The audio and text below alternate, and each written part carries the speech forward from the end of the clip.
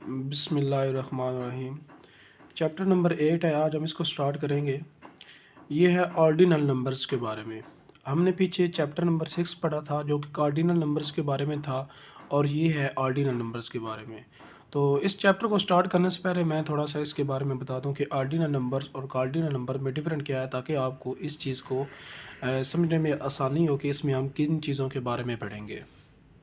तो इसके लिए हम यहाँ पे मैं इस चीज़ को आपने कार्डिनल नंबर को डिफ़ाइन किया था पहले पिछले चैप्टर में कि कार्डिनल नंबर जो होते हैं वो क्या बताते हैं हमें, किसी चीज़ के बारे में, लेंथ के बारे में बताते हैं कि अगर कोई सेट हमें दिया हुआ है उसकी लेंथ कितनी है, उसमें नंबर ऑफ़ एलिमेंट्स कितने हैं।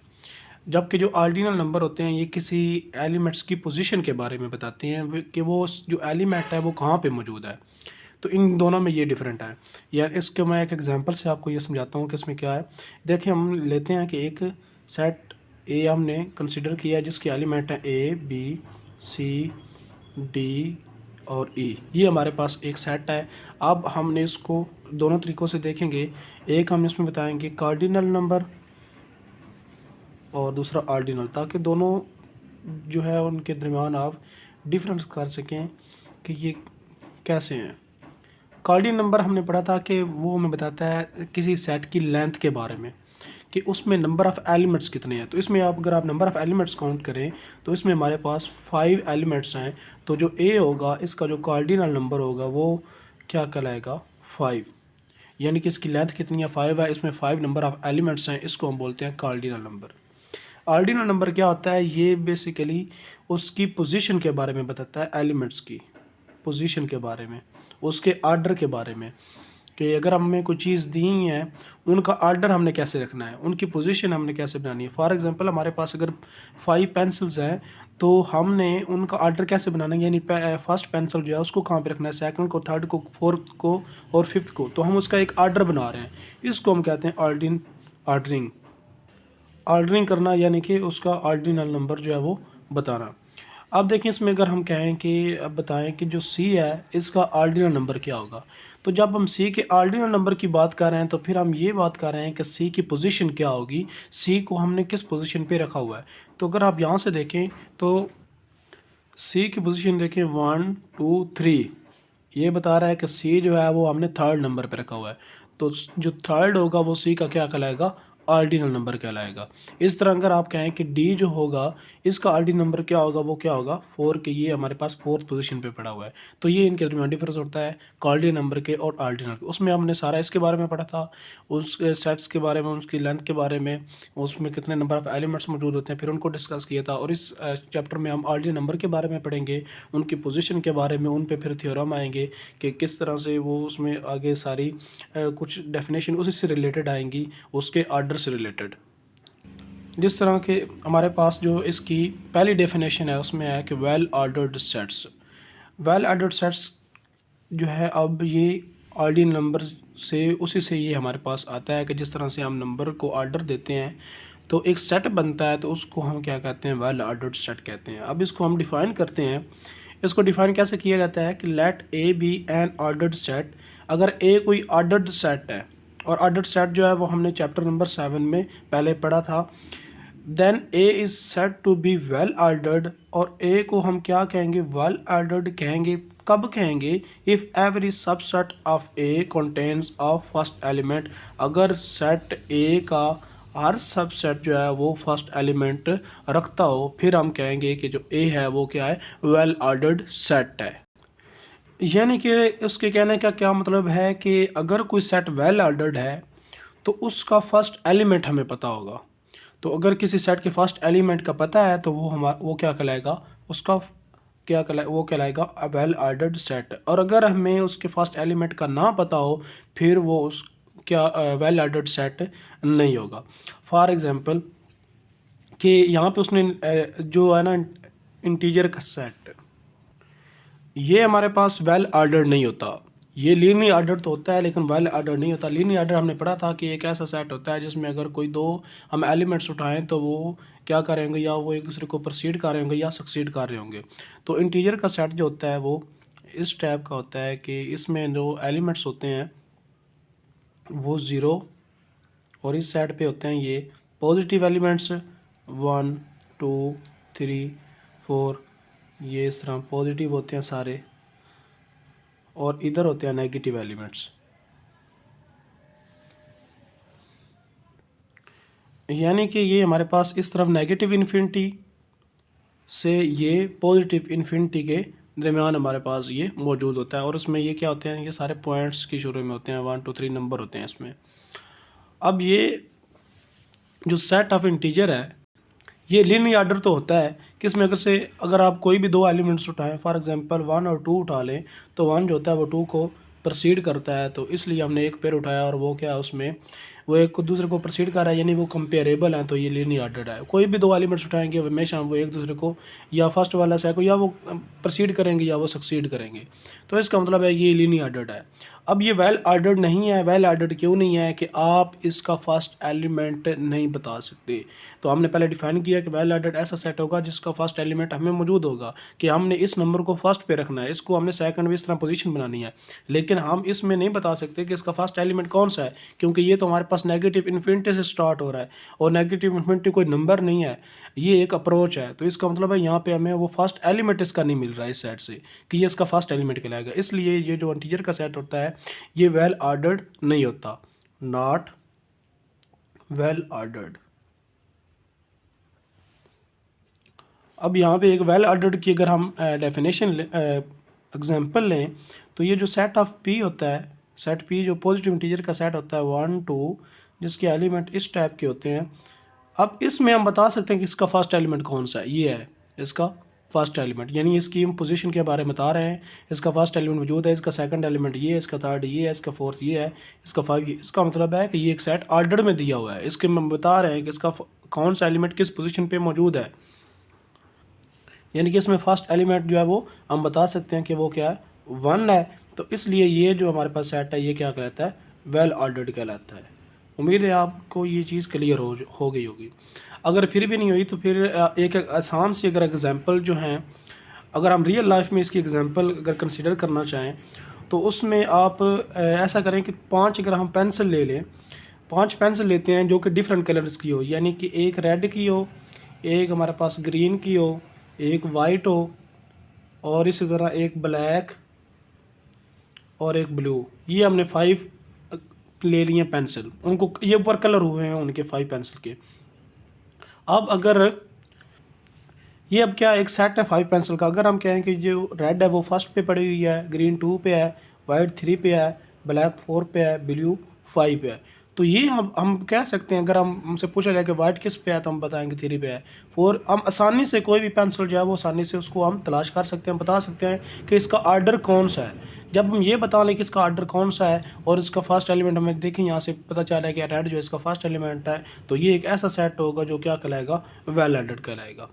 उसके अलावा अगर आप एक बुक्स का सेट लें जिसमें बुक्स इस टाइप की हों कि एक बुक जो हो वो बड़ी हो, दूसरी बुक जो उसके छोटी हो, उससे तीसरी उससे छोटी हो, और आगे वाली उससे छोटी, इस तरह से वो बुक्स अरेंज हों कि बड़ी से छोटी की तरफ, यानी लेफ़्ट वाली अगर हम बड़ी वाली जो है सबसे बड़ी जो है वो लेफ़्ट पे रख दें, और इस तरह फिर उससे छोटी इस तरह चलते जाएं राइट की तरफ।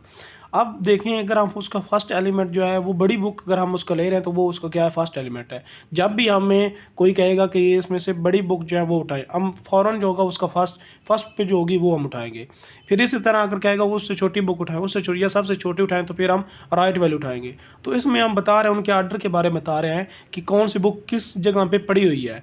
तो अगर पहले हम उठाएंगे जो सेकंड होगी उसका सब सेट होगी, यानी उसका क्या है हमें फर्स्ट एलिमेंट। इस तरह के कि वो सारी बुक जो हमारे पास है उनका एक आर्डर मौजूद है, तो वो भी हमारे पास वेल ऑर्डर कहलाता है। इस तरह आप डिफरेंट एग्जांपल ले लेते हैं। अगर आप जिस तरह के सबके घरों में ये जग गिलास मौजूद होता है, जग का एक सेट जो होता है उसमें 6 गिलास अगर हम ले लें तो वो 6 गिलास होते हैं वो एक ही टाइप के होते हैं सारे।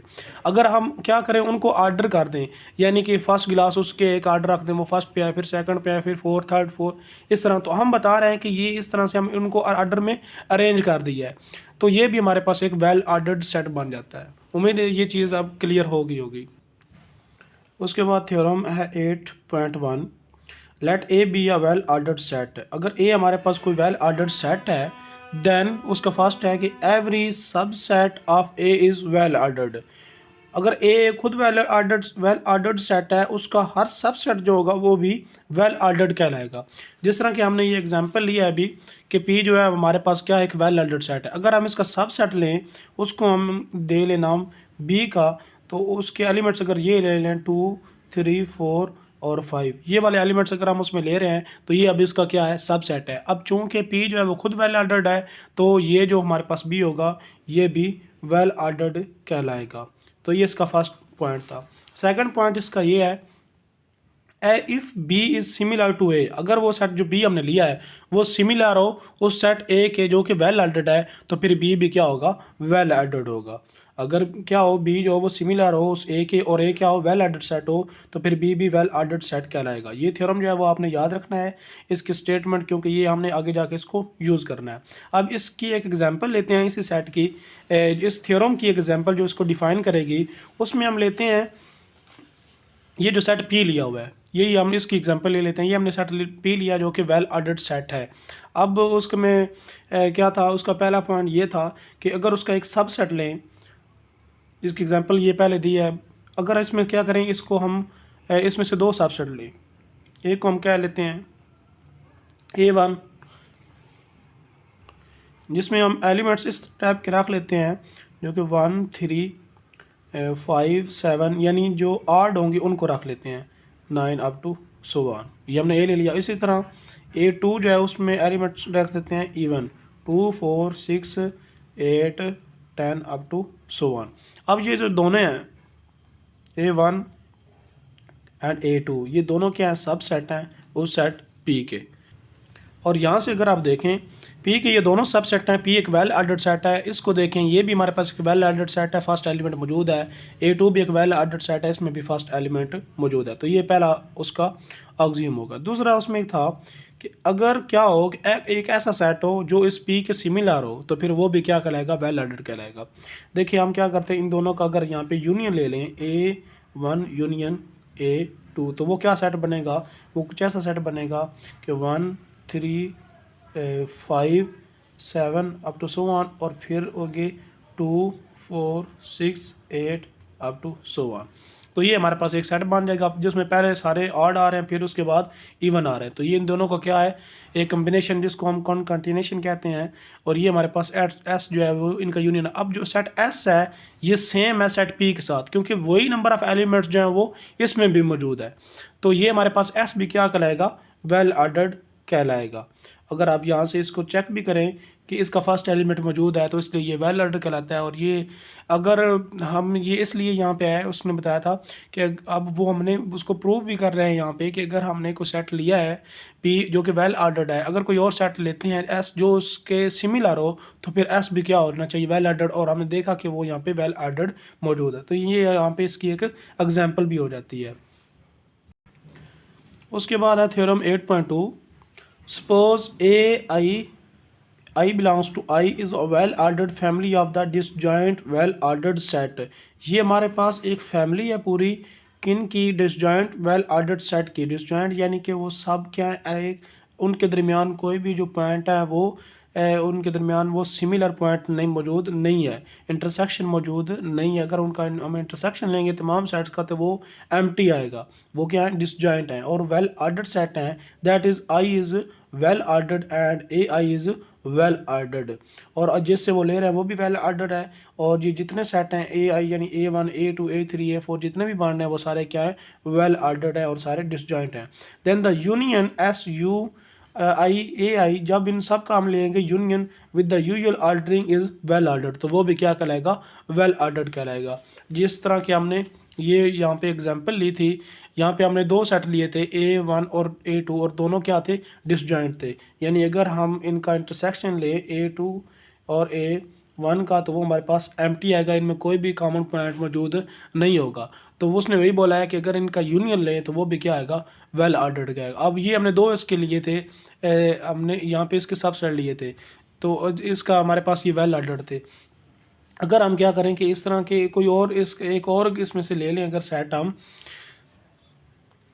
अगर हम इसकी अलहदा से अगर एग्जांपल लें इस थ्योरम की, ये भी इसकी एग्जांपल में आ जाती है। अगर कोई और एग्जांपल न्यू ले लें हम, जिस तरह के हमारे पास उसमें एक सेट ले लेते हैं ए, उसके एलिमेंट्स अगर हम ले लें ए बी सी डी, ये वाले हम ये इसमें फाइनाइट सेट रख रहे हैं। इस तरह हम ये सेट बी ले लें जिसमें एलिमेंट ले लें E F G H I H, और इस तरह हम सी ले लें जिसमें हम एलिमेंट्स ले लें एक्स वाई और जी। अब ये तीनों जो सेट हैं ये क्या वेल ऑर्डर्ड सेट है। अगर इनका हम यूनियन लें, अगर इन तमाम का हम लें यूनियन, जिसको हम क्या लें डी, यानी A union B union C, तो वो एक ऐसा सेट होगा ए बी सी डी फिर ई एफ जी एच और उसके बाद एक्स वाई और जी। अब ये जो सेट बना है डी, ये भी क्या कहलाएगा वेल ऑर्डर्ड कहलाएगा, क्योंकि ये यूनियन है वेल ऑर्डर्ड सेट का।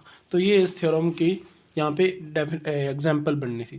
उसके बाद उसने नीचे खुद भी दे दिया एग्जाम्पल कि लेट वी, हमारे पास एक सेट है A1 A2 अप टू ए यानी एक उसने सेट दिया है बी यानी फाइनाइट लीनियरली ऑर्डर्ड सेट। ये क्या एक फाइनाइट सेट है और ये लीनियरली ऑर्डर्ड भी है, यानी इसमें से अगर दो कोई भी हम एलिमेंट लें तो वो कंपेरेबल है। Then V may be written in the form, तो वी को हम इस तरह लिख सकते हैं कि V A1 A2 up to so on where the elements are ordered as shown, यानी उनको हम यहाँ पे ऑर्डर दे दिया है कि A1 जो है वो हमारे पास इसका फर्स्ट एलिमेंट है, A2 जो है वो सेकंड है, इस तरह के एलिमेंट्स को उनका ऑर्डर भी साथ दे दिया है। Notice that V is well ordered, further more notice that any other linear ordered set W with n element से, अगर कोई और ऐसा सेट हो जिसमें नंबर ऑफ n एलिमेंट्स जो है वो n नहीं हो, इसमें हमारे पास नंबर ऑफ एलिमेंट्स n है और उसमें भी हमारे पास n है और ये क्या है उसके सिमिलर है, तो इज़ सिमिलर टू V, तो हमारे पास ये भी एक वेल ऑर्डर्ड सेट है और ये भी वेल ऑर्डर्ड सेट है और दोनों क्या है सिमिलर है। तो ये उसकी जो एग्जांपल है पहले वाले थ्योरम की वो हमारे पास आ जाती है कि अगर उसका जो सेकंड एक्सियम था कि अगर हमारे पास कोई सेट हो वो सिमिलर हो सेट P के और P क्या एक वेल ऑर्डर्ड सेट हो, तो वो दूसरा सेट भी क्या कहलाएगा उसका वो भी वेल ऑर्डर्ड सेट कहलाएगा। तो ये उसकी एग्जांपल यहाँ पे बन जाती है। इस तरह हमारे पास आगे आ जाता है theorem 8.3, all finite linearly ordered set with the same number n of the elements are well ordered and are similar to each other। वो यहाँ पे कह रहा है कि जितने भी तमाम हमारे पास linearly ordered set हों, finite linearly ordered set हों और उनमें जो नंबर ऑफ एलिमेंट्स हैं वो क्या हों सेम हों और वो क्या हों वेल ऑर्डर्ड हों, और तो फिर वो हमारे पास वो एक दूसरे के क्या कहलाते हैं वो सिमिलर कहलाते हैं। ये ऊपर उसने एग्जांपल इसकी ये इसकी भी एग्जांपल बनती है कि दो हमारे पास सेट है और वो वेल ऑर्डर्ड है और में नंबर ऑफ एलिमेंट सेम है, तो वो सिमिलर भी एक दूसरे के होंगे और वेल ऑर्डर्ड भी कहलाएंगे। यानी कि अगर इस तरह के फाइनाइट लिनियर ऑर्डर्ड सेट हों और वो क्या हों एक दूसरे के सिमिलर भी होंगे और वो वेल ऑर्डर्ड भी होंगे। आपने जस्ट इसको यहाँ पे याद रखना है, आगे हम इसको मेंशन करेंगे इस थ्योरम को भी जब हम किसी थ्योरम को प्रूव कराएंगे उसमें ये चीज़ यूज़ होगी या किसी एग्जांपल में यूज़ होगी कि हम किस तरह से अगर कोई सेट मौजूद हो वो लिनियरली फाइनाइट ऑर्डर सेट हो और वो क्या हो सेम नंबर ऑफ एलिमेंट्स उसमें मौजूद हों वेल ऑर्डर्ड हों, तो फिर वो सिमिलर भी कहलाते हैं। उसके बाद हमारे पास 8.3 है transfinite induction. The reader is familiar with the principle mathematical induction. ये जो ट्रांसफाइनाइट इंडक्शन होती है बेसिकली ये एक मेथड होता है किसी भी चीज़ को जो है वो थ्योरम को जो है वो सॉल्व करने का एक डिफरेंट तरीके से उसको इंडक्शन यूज़ करते हुए उसको सॉल्व करना, उसको जो है उसको यूज़ करना, वो हमारे पास क्या है एक मेथड होता है।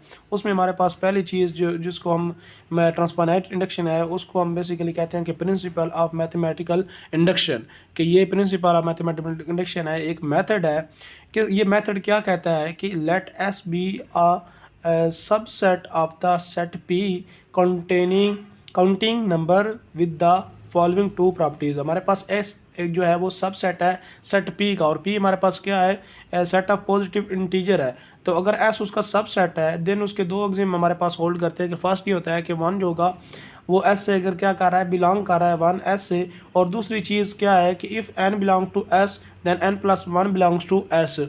अगर n उससे बिलोंग कर रहा हो और उसमें क्या हो n+1 भी S से बिलोंग कर रहा हो तो फिर हमारे पास क्या है then S is the set of all counting number that is S is equal to P। तो वो जो सेट S होता है वो P के इक्वल हो जाता है। यानी इसमें हम करते क्या हैं, हम अगर कोई थ्योरम जो है वो प्रूव करवाना हो मैथमेटिकल इंडक्शन से। तो उसमें हम कहते हैं पहले उसको 1 के लिए हम होल्ड करवाते हैं, देखते हैं कि 1 के लिए वो ट्रू है या नहीं। अगर वो 1 के लिए ट्रू हो जाता है फिर हम सपोज करते हैं n के लिए सपोज करें और वो n+1 के लिए होल्ड कर जाए तो फिर हमारे पास वो क्या है, प्रूव हो जाता है। और ये इसकी जो स्टेटमेंट है वो ये कहती है कि अगर वन एलिमेंट, अगर s जो है वो p का सबसेट हो, अगर 1 s से बिलोंग कर रहा हो और n जो है वो भी s से बिलोंग कर रहा हो करे और n+1 जो है वो भी s से अगर बिलोंग कर जाए, n के बिलोंग s से करने से n+1 उससे यानी नेक्स्ट एलिमेंट भी s से बिलोंग कर जाए, तो इसका मतलब होगा अब n की कोई भी वैल्यू चूज़ करेंगे तो उससे नेक्स्ट वाली वैल्यू s में मौजूद होगी। चूँकि s जो होगा वो p का हमारे पास क्या होगा, सबसेट होगा, तो n उस पर डिपेंड करेगा उसमें कितने नंबर ऑफ़ एलिमेंट्स जो हैं वो मौजूद है, इसलिए यहाँ पर जो s होगा वो उस p के इक्वल आ जाएगा। अब ये वाला थ्योरम जो है वो हम आगे क्वेश्चन को सॉल्व करने के लिए थ्योरम को यूज़ करेंगे बाय मैथमेटिकल इंडक्शन। उसके बाद है यहाँ पे लिखा हुआ है कि the above principle is one of Peano's axioms of the counting numbers. Peano's axiom of the counting numbers, ये क्या था, ये इसने बताया था, ये जो पियोन्स था इसमें जो थी फाउंडेशनल स्टेटमेंट जो हमारे पास मैथमेटिक्स जो है उसकी जो बेस कह लें कि उन चीज़ों के बारे में इसमें बताया था। उसमें हमारे पास ये आ रही थी जिस तरह की एडिशन और जो मल्टीप्लिकेशन थी, जो इंडक्शन थी, किस तरह वो अप्लाई होती हैं, उन चीज़ों के बारे में उसकी जो बेसिस थी। उसके बाद जो हमारे पास नेचुरल नंबर होते हैं इनकी काउंटिंग के बारे में उसके बारे में बताया था। और फिर उसने ये चीज़ बताई थी कि जो सक्सेसर होता है किसी भी नंबर का, यानी उसने बताया था कि अगर कोई नंबर हम लें तो उसका एक सक्सेसर जो है वो एग्जिस्ट कर रहा होता है, और उसने फिर बताया था कि वो जो सक्सेसर एग्जिस्ट करता है वो यूनिक होता है। और फिर उसने मैथमेटिकल इंडक्शन के बारे में बताया था। और उसके बाद जो कि हमारे पास बेस होती है जिसको हम यूज़ करते हैं एलिमेंट्री मैथमेटिक्स में, अर्थमेटिक्स में यूज़ करते हैं, उसके बाद नंबर थ्योरी में भी यूज़ करते हैं, और इस सेट थ्योरी में भी हम उन चीज़ों को यूज़ कर रहे हैं। तो उसमें से एक प्रिंसिपल उसका ये है मैथमेटिकल इंडक्शन। उसके बाद जो थ्योरम है 8.4 प्रिंसिपल ऑफ ट्रांसफाइनाइट इंडक्शन, वो क्या कहता है कि let S be a subset of a well ordered set S A. अगर एस जो हो वो सबसेट हो वेल ऑर्डर्ड सेट ए का with the following two properties, ये दो प्रॉपर्टीज अगर उसमें होल्ड कर रही हूँ, कौन कौन सी, एक ये है कि ए नॉट बिलोंग टू एस, अगर उस एस में ए नॉट बिलोंग करता हो। टू है if S of A is a subset of S then A belong to S, अगर जो एस ऑफ ए है वो क्या हो उस एस में कंटेन करता हो तो फिर ए जो होगा उसका क्या उसमें बिलोंग कर जाएगा। यहाँ पे जो एस ऑफ ए है ये क्या है, ये इनिशियल सेगमेंट है किसका, ए का। इनिशियल सेगमेंट ए क्या होता है कि ये एक ऐसा सेट होता है जो उन एलिमेंट्स पर कंटेन करेगा जो इसको क्या कर रहे होंगे, प्रोसीड कर रहे होंगे, स्ट्रिक्टली प्रोसीड कर रहे होंगे। तो then S is entire set A that is S equal to A. अगर ये दोनों एक्सियम हमारे पास होल्ड करते हैं तो फिर वो क्या कहलाएगा, एस जो होगा वो ए के इक्वल हो जाएगा, जिसका वो सबसेट हमने बोला था। यहाँ पे उसने मेंशन कर दिया कि एस ऑफ ए को here A naught is the first element of A and S of A called the initial segment of A. ये क्या कहलाता है, इनिशियल सेगमेंट कहलाता है। और इनिशियल सेगमेंट क्या होता है, is defined to be the set of all elements in A which strictly precedes A, जो कि ए को क्या कर रहे हो, स्ट्रिक्टली प्रोसीड्स कर रहे हो। फॉर एग्जांपल यहाँ पे अगर हम कोई ये सेट ले रहे हैं कि हमने बोला कि एस ऑफ ए, ये हमने बोला है, अब ए क्या इसमें कौन से एलिमेंट होंगे जो ए को स्ट्रिक्टली प्रोसीड करेंगे। फॉर एग्जांपल यहाँ पे हम सेट लेते हैं 1 2 3 4 5, तो ये वाले जो एलिमेंट्स होंगे ये क्या करेंगे, इसको स्ट्रिक्टली प्रोसीड करेंगे। यानी ये क्या आएंगे इस तरह, इससे इस तरह क्या होगा हमारे पास, ये क्या आएगा उससे बाद में आएगा। यानी 1 जो होगा वो भी स्ट्रिक्टली प्रोसीड करेगा ए को, 2 भी स्ट्रिक्टली प्रोसीड करेगा ए को, 3 भी स्ट्रिक्टली प्रोसीड करेगा ए को। यानी ये जितने भी एलिमेंट्स होंगे ये इसको क्या करेंगे, स्ट्रिक्टली प्रोसीड कर रहे होंगे। तब वो ऐसे तमाम एलिमेंट जो इसको स्ट्रिक्टली प्रोसीड करेंगे वो इसके सेट में आ जाएंगे और इसको हम बोलेंगे इनिशियल सेगमेंट। अब ये जो थ्योरम हमने यहाँ पे लिया है इसको हम अप्रूव करवाते हैं कि अगर हमारे पास दो ये प्रॉपर्टीज़ अगर होल्ड करती हो तो किस तरह से एस जो होता है वो ए के इक्वल होता है। इसको हम अप्रूव करवाएंगे। तो आइए देखते हैं इसका अप्रूव कैसे होगा। यहाँ पे हमने उसकी स्टेटमेंट भी लिख लिया और ये इसकी एक्सरसाइज का फर्स्ट जो है वो क्वेश्चन भी है, और ये थ्योरम जो है वो 8.4 है। यानी उसका प्रूफ और इसका ये क्वेश्चन नंबर 8.1 भी सेम है, तो इसलिए हम यहाँ पे इसको इसके साथ ही मेंशन भी कर दिया कि है। अब इसका प्रूफ देखें, इसको प्रूफ कैसे करवाएंगे। हमने ये प्रूफ करवाना है कि हमने एक ऐसा सेट लेना है जो कि वेल एडेड, हमें उसने बता दिया, ये चीज़ें उसने गिवन दी हैं कि ए एक वेल एडेड सेट है और एस जो है उसका सब सेट है और ए नॉट एस से बिलोंग करता है और एस ऑफ ए जो है वो क्या है, वो एस से बिलोंग, अगर वो इनिशियल सेगमेंट होगा वो एस में कंटेन करेगा तो उसके जो ए होगा वो इसमें बिलोंग कर जाएगा, देन हमारे पास एस जो होगा वो ए के इक्वल आएगा। अब इसको हम प्रूव करेंगे बाय कंट्राडिक्शन। कंट्राडिक्शन में हम क्या करेंगे, हम सपोज करते हैं कि सपोज ए जो है वो इक्वल नहीं है एस के, एस जो है वो इक्वल नहीं है ए के, या ए जो है वो इक्वल नहीं है एस के, ये हमने ले लिया कंट्राडिक्शन, ये इक्वल नहीं है। अगर ये इक्वल नहीं है तो यहाँ पे हम लेते हैं कि लेट, अब चूंकि ए एस के इक्वल नहीं है तो एस चूंकि क्या था, सबसेट था ए का और ये इसके इक्वल नहीं है, तो अगर इसमें से हम क्या करें, ए में से एस सेट निकाल दें। ए में से अगर हमने एस सेट निकाल दिया है और वो हमने बोला था कि उसका सबसेट है, और अगर उसमें से वो निकाल दिया है तो हमारे पास एक नया सेट बन जाएगा जिसको हम क्या लेते हैं टी। इसको हमने टी का नाम दे लिया, जो एक नया सेट है ए में से जब हमने एस को माइनस किया। तो ये हमारे पास क्या होगा, इज़ नॉट एम्प्टी, ये एम्प्टी नहीं होगा हमारे पास set.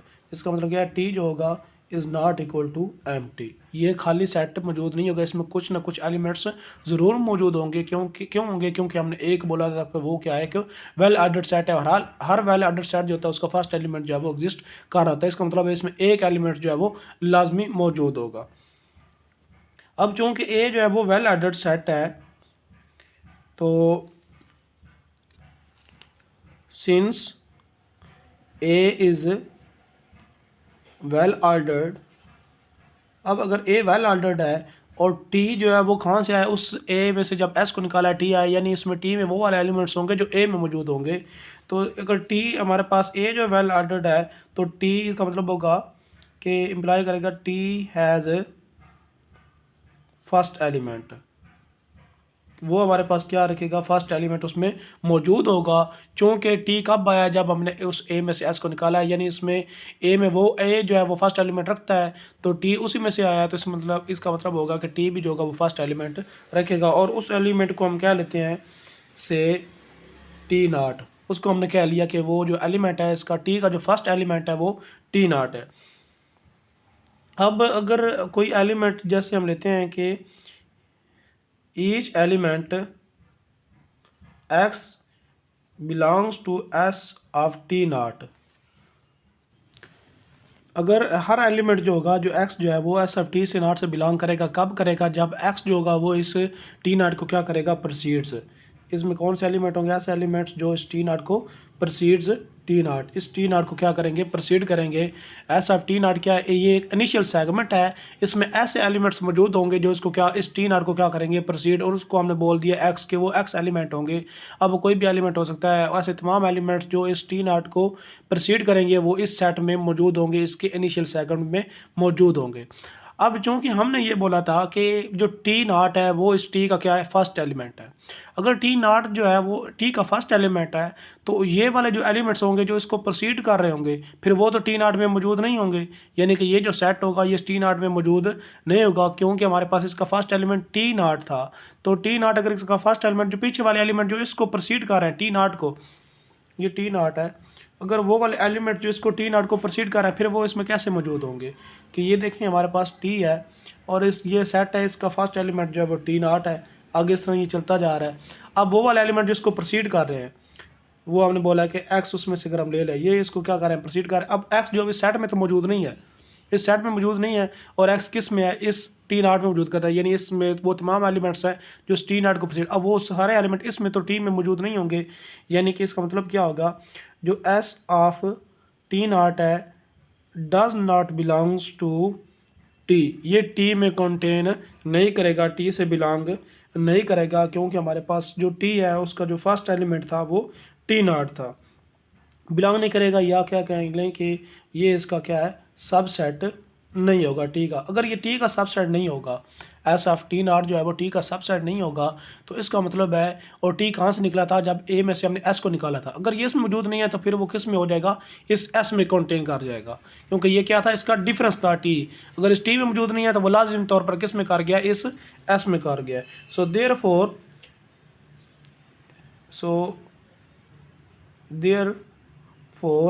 S of T not contains in S, तो वो किस में कंटेन कर जाएगा, एस में।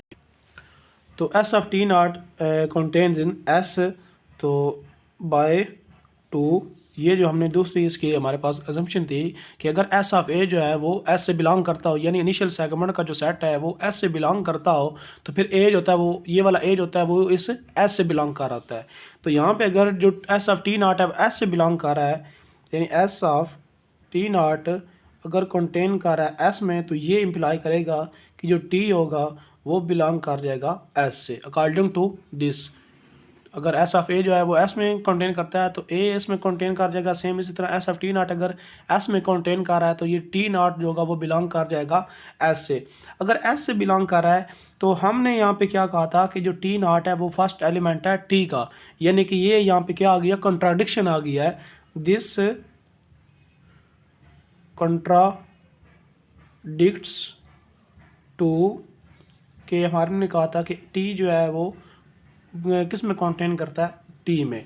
जबकि हमने जब यहाँ पे उसको उस पर हमने अप्लाई किया तो हमने देखा कि ये हमारे पास जो टी नॉट है वो किस में कंटेन कर गया, एस में। और हमने कहा था कि टी नॉट जब वो टी में कंटेन करता है तो ये क्या कर गया, इसको कंट्राडिक्ट कर गया। अगर ये इसको कंट्राडिक्ट कर गया है तो हमारे पास जो ओरिजिनल हमारी अजम्पशन थी कि जो हमने सपोज किया था कि S is not equal to A, वो क्या हो गई है, रॉन्ग हो गई है।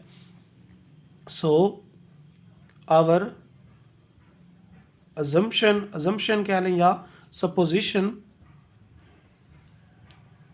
is wrong, तो वो हमारे पास हो गया रॉन्ग, supposition रॉन्ग हुई है। सो s जो होगा वो इक्वल हो जाएगा a के। हमने लिया था कि s जो है वो इक्वल नहीं है a के, यहाँ पे हमने प्रूव कर दिया कि s जो है वो इक्वल है a के, तो हमारे पास ये थ्योरम प्रूव हो गया। अब हमने इसमें किया क्या है, हमने सपोज किया कंट्राडिक्शन की, कि यहाँ पे जो हमने मेथड यूज़ किया वो कंट्राडिक्शन का यूज़ किया कि s जो है वो इक्वल नहीं है a के।